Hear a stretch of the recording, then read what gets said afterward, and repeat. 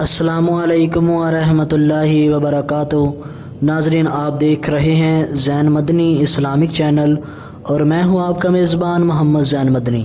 ناظرین، جیسا کہ آپ کو معلوم ہے کہ ہم ریاض الصالحین ریکارڈ کر رہے ہیں۔ آج ہم ریاض الصالحین کی حدیث نمبر 64 ریکارڈ کریں گے۔ آپ سے التماس ہے کہ ہمارے چینل کو سبسکرائب کریں، لائک کریں، شیئر کریں، بیل آئیکن پہ کلک کریں۔ بیل آئیکن پہ کلک کرنے کا مطلب یہ ہوتا ہے کہ ہم جو بھی ویڈیو اپلوڈ کرتے ہیں اس کا نوٹیفیکیشن آپ تک پہنچ جاتا ہے۔ اگر آپ بیل آئیکن پہ کلک نہیں کرتے تو ہماری ویڈیو کا نوٹیفیکیشن آپ تک نہیں پہنچتا، اس لیے آپ سے التماس ہے کہ اس پر بھی کلک کر لیں تاکہ ہماری ویڈیو کا نوٹیفیکیشن آپ تک پہنچ جائے۔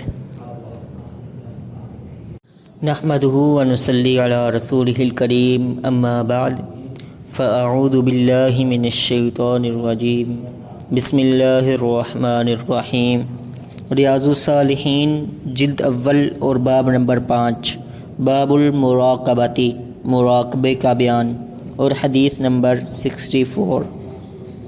حضرت ابو ہریرہ رضی اللہ عنہ سے روایت ہے کہ رسول اللہ صلی اللہ علیہ وسلم نے فرمایا، اللہ تعالیٰ کو بے غیرت آتی ہے، اور یہ غیرت اس کو اس وقت آتی ہے کہ جب آدمی ایسے کام کا ارتکاب کرتا ہے کہ جس کو اللہ تعالیٰ نے اس پر حرام کیا ہے۔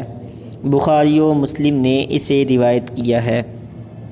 حافظ صلاح الدین یوسف صاحب اس حدیث کے فوائد و مسائل اخذ کرتے ہوئے پہلا مسئلہ یہ تحریر کرتے ہیں کہ محرمات کا ارتکاب اللہ کے غضب اور اس کی ناراضی کا باعث ہے۔